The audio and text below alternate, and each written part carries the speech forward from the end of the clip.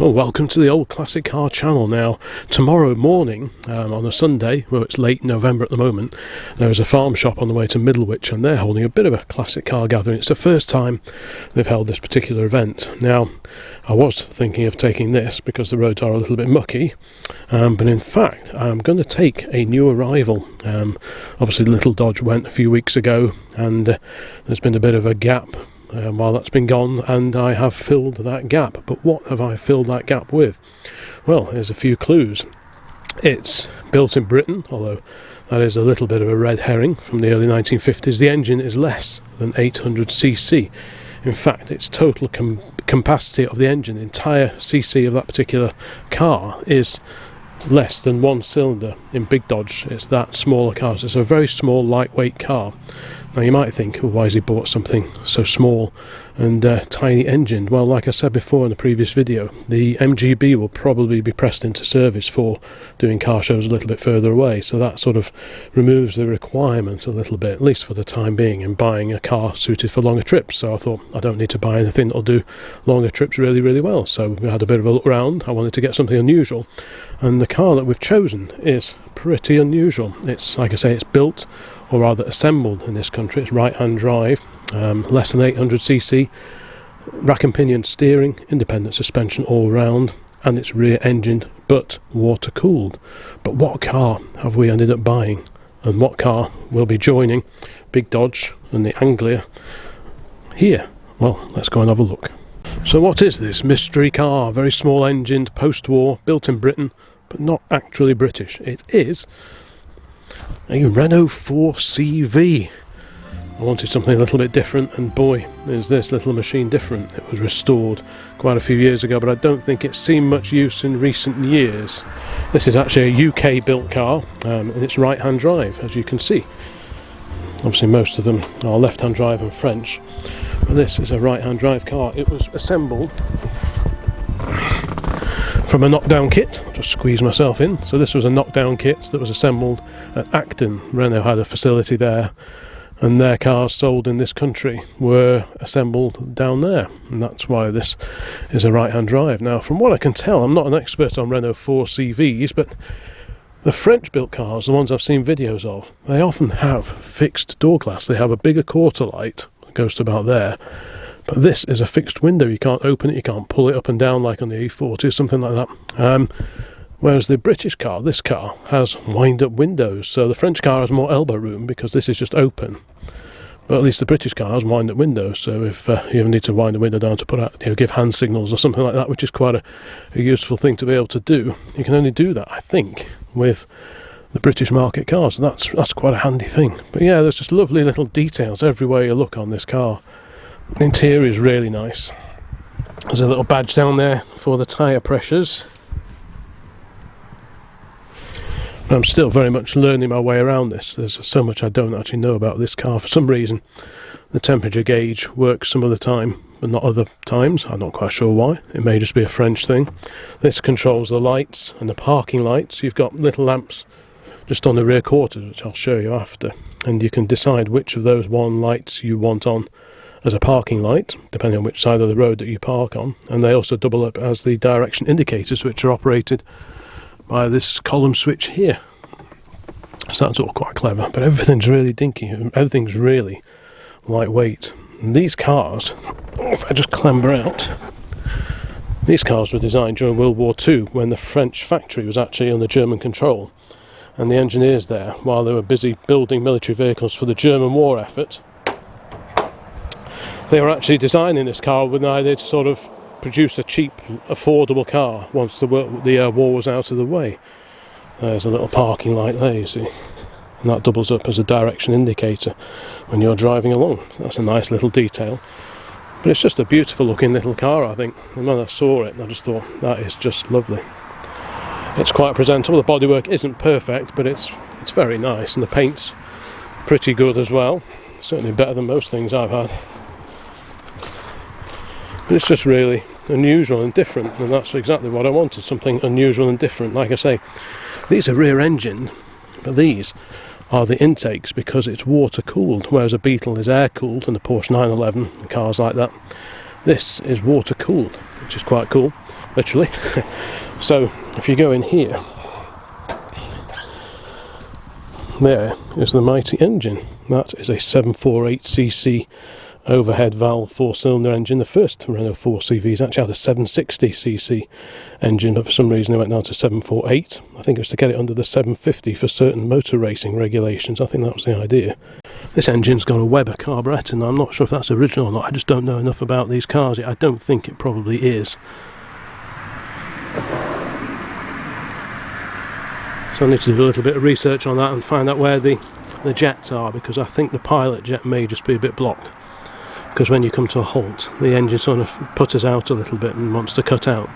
So I think we need to do a little bit of investigation work there. This keeps pinging off as well. That's the air cleaner down there, and that's just the trunking to it. So I think we'll just put a Jubilee clip on that, just to make that stay on a bit better, because it doesn't seem too keen on staying in position once you're driving along. And there's the radiator through there. Obviously the fan and so on over that side. You've got the ignition this side, Delco Remy, fuel pump of course. And it's all quite easy to get at, which is quite clever. Battery down there, 6-volt battery. The only thing I'm not so keen on is that's the fuel filler. So you can imagine if you were a bit slapdash with pouring the fuel in there, you could easily have especially with modern petrol pumps at the petrol station, you could have the fuel backing out of there all over your shiny new battery. Or you could fill the engine bay up with fumes, and then if a random spark from the distributor, that could make life quite exciting. So I think what we'll probably do is have a tin of petrol and top up at home in advance of doing a journey while the engine is still cool. I think that's probably the best bet. Sometimes obviously you have to fill it while you're out and about, but more often than not I think I could probably plan things that I can top the fuel up when the engine is cool at home before we go anywhere. So I think that's probably the idea with that. But yeah, it all looks quite clean under there. In fact, the whole car looks really clean. I don't think it's seen much use. Someone spent a lot of time on this, but I don't think it's seen a great deal of use. The doors open and close really nicely. You can just go. You know, that's usually a good sign for any car. I really like the way that the sills are cut away. I think that was, I did see another video on YouTube, and that was talking about making it a bit more elegant for ladies to swing their legs in a demure fashion. So maybe it's something to do with that, I'm not quite sure, but yeah, it's a nicely trimmed little car. So the plan, originally I was going to take the Standard to this little gathering tomorrow morning, but I think we'll take this. It won't be long before the roads are gritted and the salt's out and everything, and it's all horrible and just too horrible to take an old car out. But the weather's looking alright today and tomorrow, so I think we'll risk it and take this and go for a little run. The first run out, we'll just see how we go. It's a few miles, so it'll be a good little test run. So to open this is actually the boot on the front, of course. I've never had a rear engine car, so this is going to take some getting used to. So that's beautifully engineered, the way you just sort of click that and it just misses this. I've not seen a Renault 4CV with this sort of mascot on the front as well. That's a really nice little detail, I think. But yeah, you ping that open and then you lift that up, and there's a little wire thingy jig under here. It's a bit difficult to do it single-handed. It looks like it locks as well. I'll have to try that. But yeah, there we go. And that is your boot space. Now, the bonnet, or rather the boot lid, stays up by that white circular thing, slides up inside, you can see there, and that just pings into there, and that's how it stays up, so it doesn't drop on your head. There's actually a fair amount of space in here. It goes quite deeply all the way down there. You've got a nice unused spare tyre there, radials all round. There's the chassis plate in a nice diamond shape, echoing the shape of the Renault badge, because there are very few badges on it actually. There's a chassis plate over there, the 1062, that's this particular series of Renault 4. They did change a bit over the years. Not quite sure what this one is. This guarantee becomes void if something is not repaired or serviced, something Renault parts. Yeah, that's all quite clean and tidy in there. Like I said, it doesn't look like it's seen much use in there. Got a lovely glass reservoir for the hydraulic brakes. That's lovely, that is.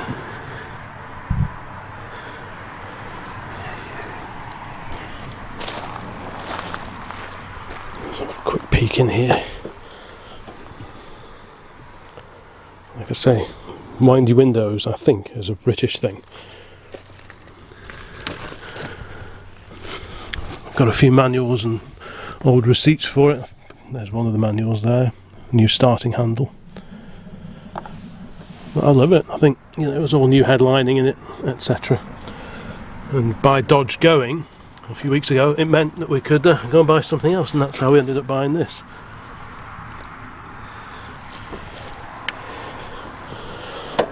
I'm looking forward to giving it a test run, because other than driving up and down the road, just a couple of miles or so, it's not really had any use since it came here a week or so back. I had it delivered and it was quite grubby by the time it got here, and I thought, well, I haven't washed it yet, so I thought, well, it needs a wash anyway, so we might as well take it to this show tomorrow, and then we can wash it after that, which I will do. But yeah, I just thought I'd have a quick walk around and a quick introduction to this 53 Renault 4CV. It was registered in 1954, but when I checked the chassis number, it was actually built, or the car was created in 1953, then presumably came over here in a kit of parts. Eventually it was put back together and then sold through, I don't know, the Renault garage somewhere. I did look at where ODT is from. I think it's Doncaster way, somewhere over there. It's got the original buff logbook with it, which is quite nice. That lists, details some of the early owners of this particular car. And whether these sold in big numbers here, I really don't know. If you've got any experience of the Renault 4CV, I'd be interested to hear from you, because at the moment I don't know a great deal about them at all. I'm just sort of finding my way, spend the evening reading old workshop manuals and so on, as you do, or as I do, just to try and get up to speed with how they work.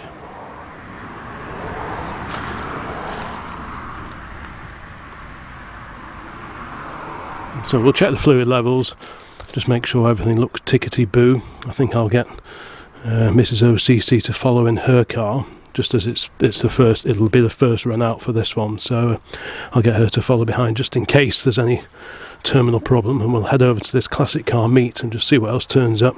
Like I said, I'm not expecting a huge event, because at this time of year many cars are on sawn and laid up for the winter now, and I'll be doing that with this one very soon as well. But I just thought it's a good opportunity just to take it out for a few miles, get a few miles under its wheels, and just see exactly how it drives and how it performs once the engine's warmed up a little bit, you know, because you never quite know.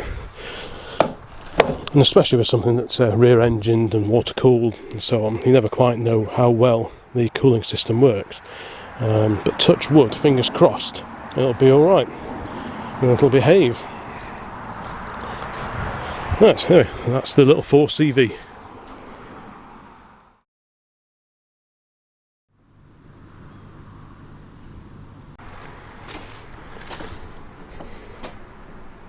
Battery connected. The choke is down here between the seats, so just pull that out a little bit. And we operate the starter, hopefully. There we go. Oh, nope, not quite. Bit more choke, I think. It's a bit of a damp start today.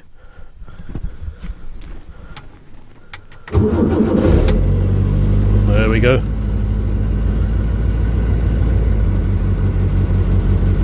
Just let it warm up a little bit.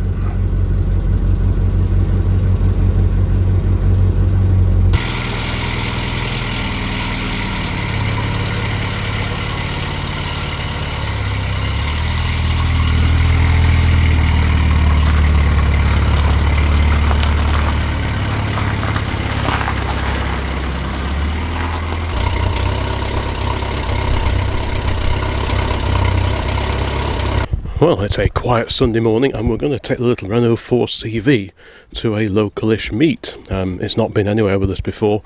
This is its first long run, other than a quick few scoots down the road just to try things out. So her indoors is going to follow in the chase car, and Harley and I are going to go in the little Renault and give it a run and just see how we go.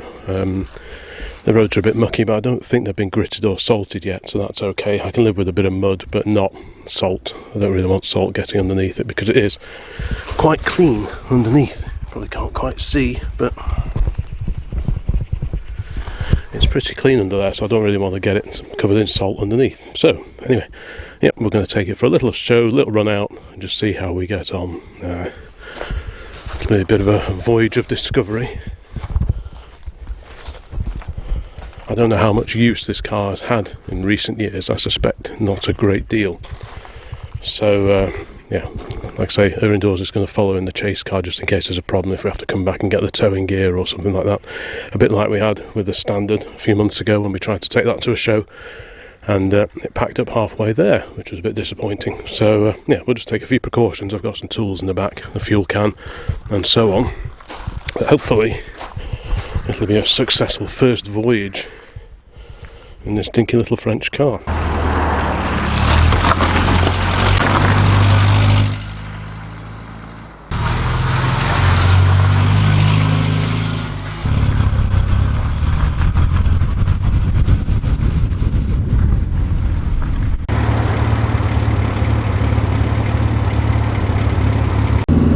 Buzzing along, all 748cc propelling us northwards. We've got a 3-speed gearbox and a 748cc 4-cylinder water-cooled engine pushing us on.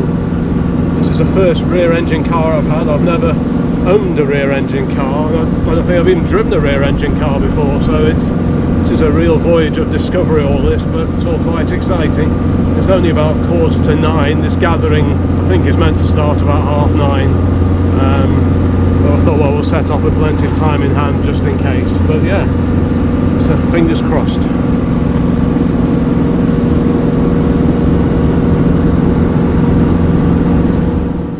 Well, we've made it to this morning gathering, and we knew we'd got the right place. There's Dad's MGB GT, because over here, next to the main road, we have a V12 E-Type Roadster. I don't know quite who this belongs to. It looks like it's been there a little while. It's steaming up a bit. A very handsome machine. Many stickers. Oh, lovely, lovely car. 5.3 litre. Now, is it automatic or is it manual? It's a bit steamy. But yeah, it's a manual gearbox, V12. What a beauty that is, even on a really dull day like this. That colour really just pops. Right, let's go and have a look to see what else is here. There's a few cars here. This is the first time this meet at a little farm shop has taken place. So we don't quite know how many people are going to turn up. It is a bit of a damp sort of feel to the day, but hopefully there'll be a few more coming. Yeah, so Dad's brought his B. He said he would do, and fair enough, he's actually brought it along. It's looking really smart today. You can really see the tinted glass. If you've not seen the video I did on the introducing this MGB GT, please have a look. I only published it a week or so back. It's a really clean car. He bought this from someone he knows at the museum that he volunteers at, the Avro Heritage Museum over at Woodford, where the old factory used to be. And this belonged to one of the other gents who was involved in that particular museum.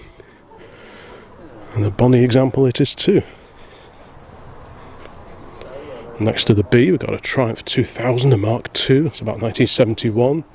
Lovely old Volvo. We saw this one in North Wales. That was the last time we saw this one. A TR4A. And over here, next to a fellow OCC as Vauxhall Forenza Droop Snoot, is the little Renault. It made it here. It's its first run out. It's just been inspected by Dad and Harley at the moment. So Harley and I came along in this one, and the boss brought the modern just in case. Yeah, it seemed to drive quite well. Obviously, I have to anticipate hills a little bit. You've only got 748cc to play with, so you do have to anticipate a little bit, but you know, that's always the nature of these old cars.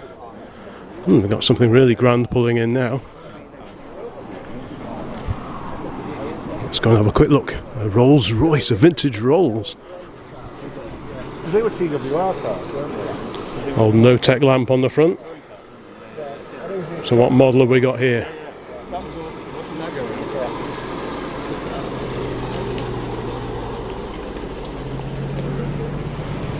That's the Alfa Romeo 6, isn't it? Sorry. Alfa Romeo. Another MGB GT chrome bumper. Because I think sort of like... Two Bs parking up next to each other.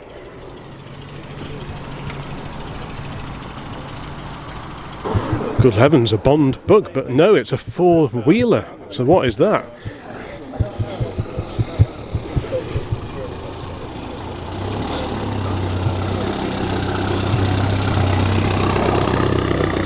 That's a new one on me.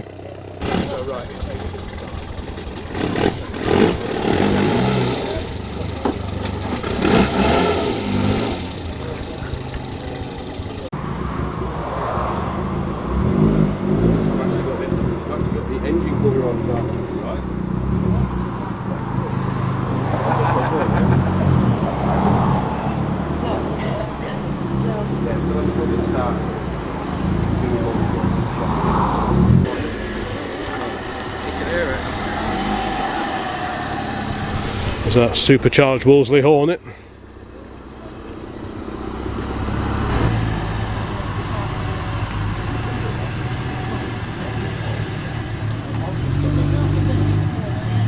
There's that magnificent Rolls Royce that pulled in a few moments ago. Wow. JJ6146.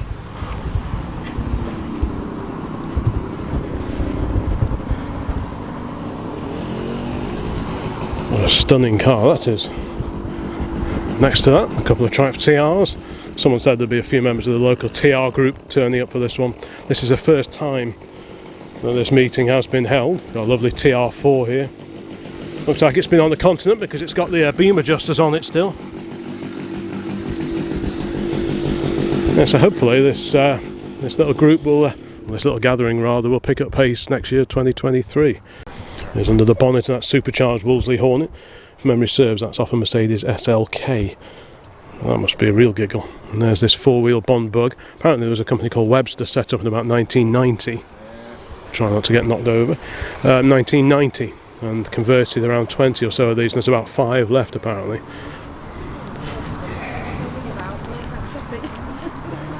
What a wild and wacky machine this is.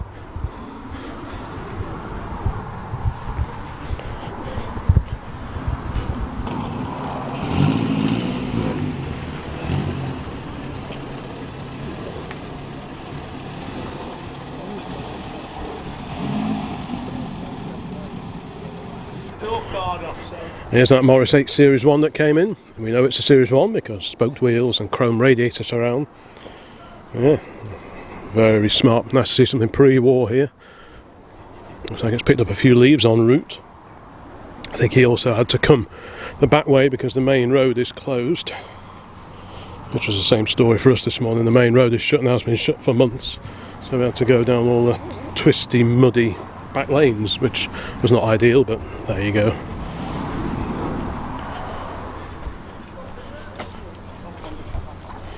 Oh, that's a lovely little Morris, that is. Next to the four-wheel Bond bug and the supercharged Wolseley Hornet. There's variety for you. There's a yellow TR6 out here on the road, and it looks like the E-Type's just heading off.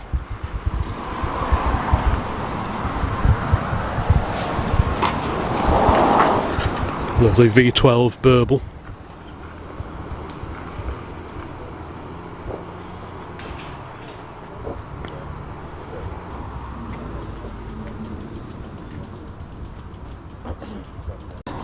As well as this Droop Snoot Firenze, the owner of this particular car, he's also got a couple of these sports hatch, the estate versions as well, complete still with a Droop Snoot front. Quite a rare beast indeed. I think one's pretty much restored and the other one is work in progress.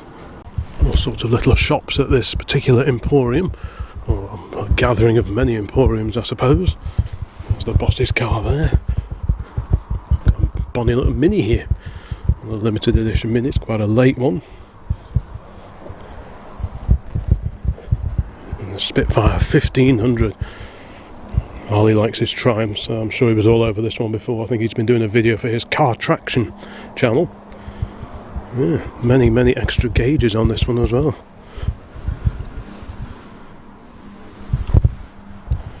Lovely little clean car, this one.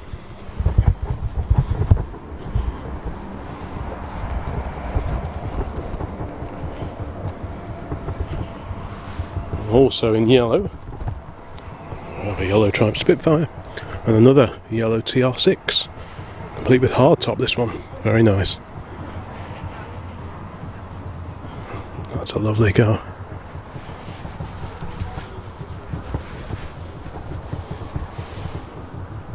In this corner over here we've got a supercharged XK, the XKR. The non-supercharged car without the louvers and the bonnet is the XK8, but this is the XKR.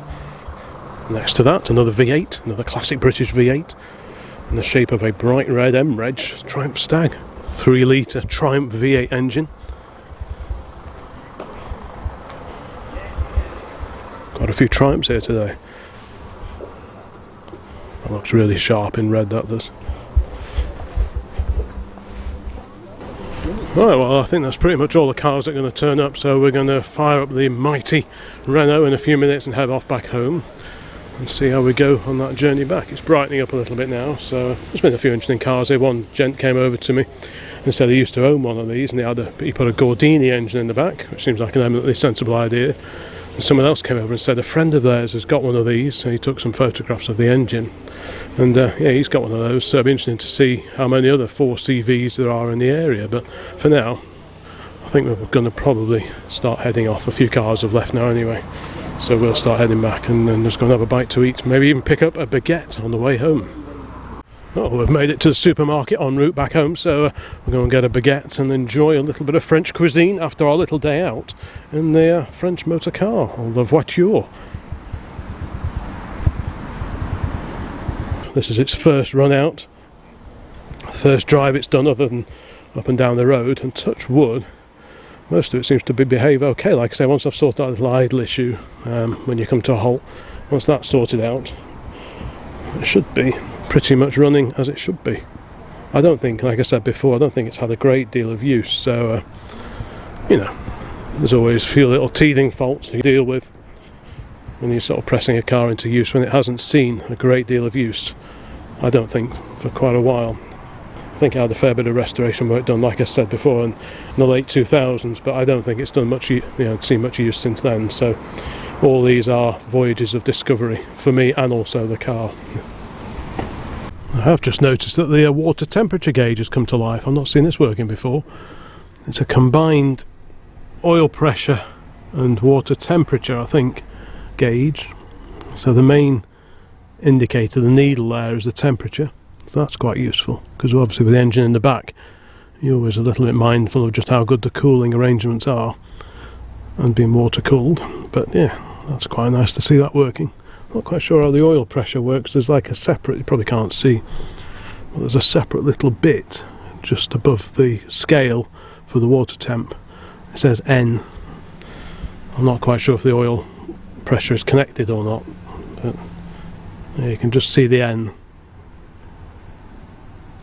So I'll keep an eye on that when we're driving along, see if that still works or not.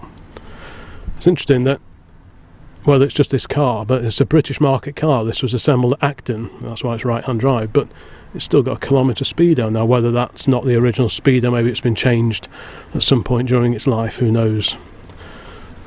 But yeah, you just have to do a few mental gymnastics in your head as you're driving along just to make sure you don't go over any speed limits. Not that speed limits are too much of an issue when you're driving something with 748cc, but you can get caught out by 30 mile an hour if you're not careful. Anyway, just wait for the others to get out of the shop and then we can head back home. Le baguette.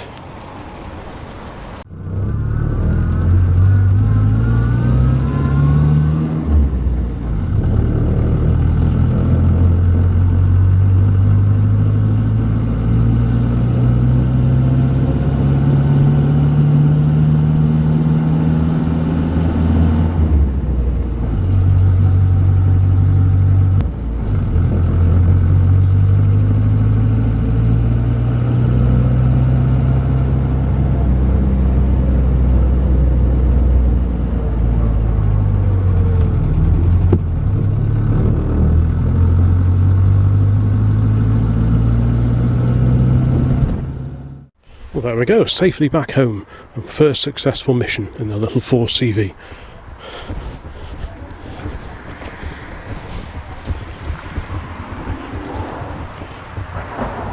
Yeah. for a first run out in probably quite a long time, I think we can count that as a success. A little bit of a tweak on the carburettor sometime. But yeah, that was all very good fun. Anyway, I think we'll wrap up this little intro video to the early 1950s Renault 4CV. There'll be more videos along very, very soon. So bye for now.